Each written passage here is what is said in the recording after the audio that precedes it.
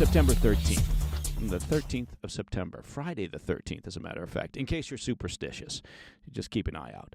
Welcome to the PDB Afternoon Bulletin. I'm Mike Baker, your eyes and ears on the world stage. All right, let's get briefed.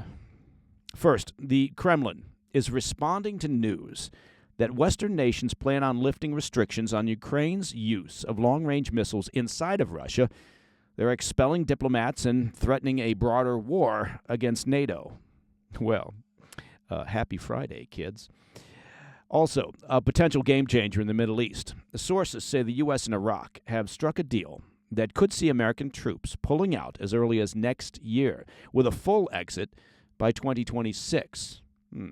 Well, if American troops are withdrawing, you can count on that vacuum being filled by Iran and their militias and terror proxies.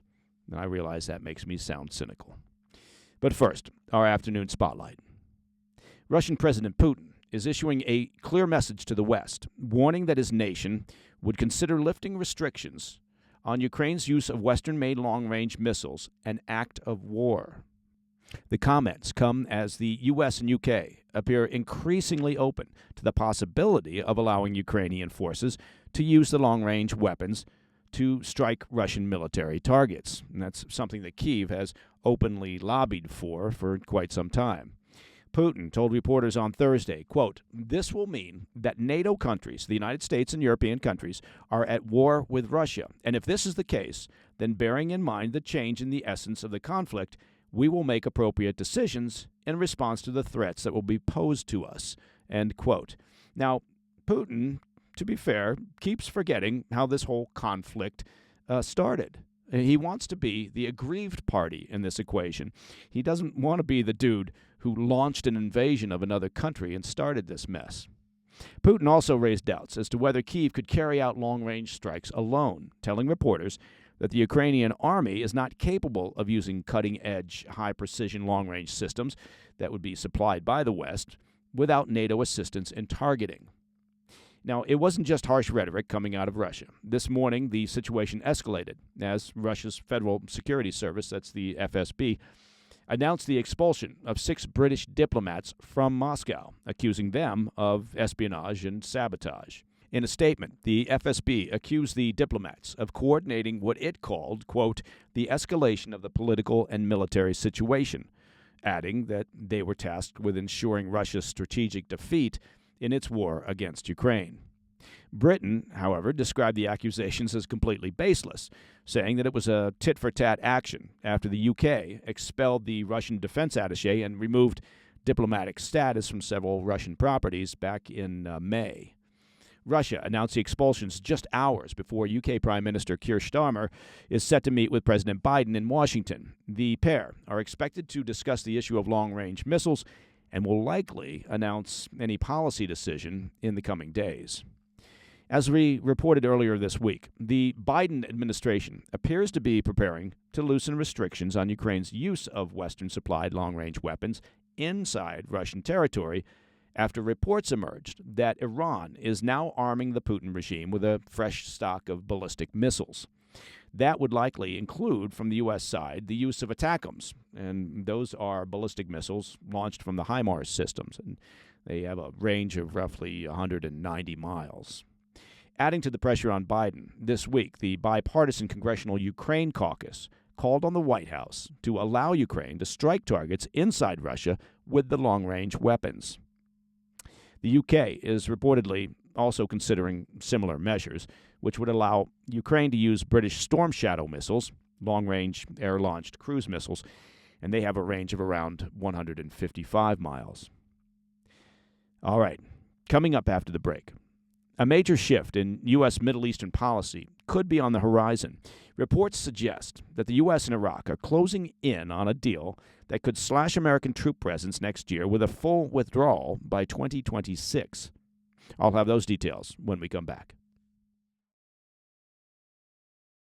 Hey, Mike Baker here. You know, every day we hear more about surveillance and how our right to privacy is being infringed upon, and it's actually true. It feels like we're living in a world where nothing is truly private anymore. And that's kind of because it is. Most of us, for the sake of convenience, hand over our personal information without a second thought, signing up for services, shopping online, or using social media. I suspect you use social media. But this convenience, well, it comes at a cost. It's time for us to take a stand and fight back for our right to privacy. Now, one tool that's been essential for me in this fight is the all-in-one privacy app, MySudo. That's MySudo, MySudo. Now, it's an app that lets you create multiple digital identities with separate phone numbers and emails so you can keep your personal information private. In this age of constant surveillance, having MySudo is crucial. Now, for my listeners, I've got a special deal. Go to mysudo.com/Mike Baker and use code Mike Baker, you didn't see that coming, did you? To get 30 days free on a Sudo Pro yearly subscription. Take back your privacy with MySudo. Trust me, it's worth it. Welcome back to the Afternoon Bulletin. Some major news regarding the American presence in the Middle East. Reuters is reporting that the U.S. and Iraqi governments have reached a significant understanding regarding the withdrawal of U.S.-led coalition forces from Iraq. And this decision, shaped over months of discussions, could see hundreds of U.S. troops leaving Iraq by September of next year, with the remainder expected to depart by the end of 2026. According to multiple sources familiar with the matter, the plan is essentially agreed upon, but both Washington and Baghdad are still finalizing the exact timing for an official announcement. A senior U.S. official has confirmed that the agreement is in place, telling Reuters, quote, "We have an agreement. It's now just a question of when to announce it," end quote. While both governments have broadly settled on the terms, an official statement has been delayed due to the escalating conflict in Gaza and the need to work out a few remaining details. Sources say the deal could be made public later this month, though no specific date has been confirmed. Now, the withdrawal plan marks the culmination of over 6 months of negotiations that began when Iraq's Prime Minister, Mohammed al-Sudani, initiated talks in January. His move came in response to increasing rocket and drone attacks on U.S. forces in Iraq by Iran-backed armed groups. These attacks have resulted in the deaths of 3 American troops and left dozens more wounded. In retaliation, the U.S. conducted several rounds of airstrikes, which further complicated Baghdad's efforts to stabilize the country after, obviously, decades of conflict. Currently, the U.S. maintains roughly 2,500 troops in Iraq and 900 more in neighboring Syria as part of a coalition initially formed back in 2014 to combat the Islamic State, ISIS. But wait, didn't Vice President Harris tell the American public during the recent presidential debate that under the Biden-Harris watch, the U.S. doesn't have troops in war zones? Well, okay, to be fair, she may have just been playing semantics, because the truth is that the U.S. definitely has troops in harm's way. Is it a war zone? I don't know. That's a bureaucratic thing, perhaps. But I digress. While the planned troop drawdown is significant, the U.S. and Iraq are also exploring the possibility of establishing what they're referring to as a new advisory relationship. And this could see some U.S. forces remain in a non-combat role, providing support and expertise to Iraqi military efforts after the withdrawal is complete. This understanding between Washington and Baghdad reflects a delicate balance. That's putting it mildly, seeking to reduce the U.S. military footprint in the region while maintaining enough of a presence to support Iraq's ongoing fight against extremist threats. And we haven't even touched on Iran's fairly solid and growing influence within the Iraqi government, and the fact that Iran maintains powerful proxy militias inside Iraq to further their own agenda. We'll explore that complex situation some other day. And that, my friends, is the PDB Afternoon Bulletin for Friday, 13 September. If you have any questions or comments, please reach out to me at pdb@thefirsttv.com. Now, to listen to the show ad-free, if you're hankering for an ad-free experience, become a premium member of the President's Daily Brief by visiting pdbpremium.com. And by all means, please don't forget.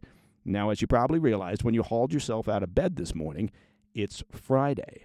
And that means a brand new episode of the PDB Situation Report hits the airwaves this evening at 10 p.m. on the First TV. Also, of course, available on our YouTube channel, and that's at President's Daily Brief, and all podcast platforms. This weekend's guests include immigration law and policy expert Art Arthur from the Center for Immigration Studies. We'll be talking basically border issues and immigration policy. We'll also be sitting down with Kejul Vias, and he's a Wall Street Journal reporter with terrific, significant experience covering Venezuela and the surrounding region.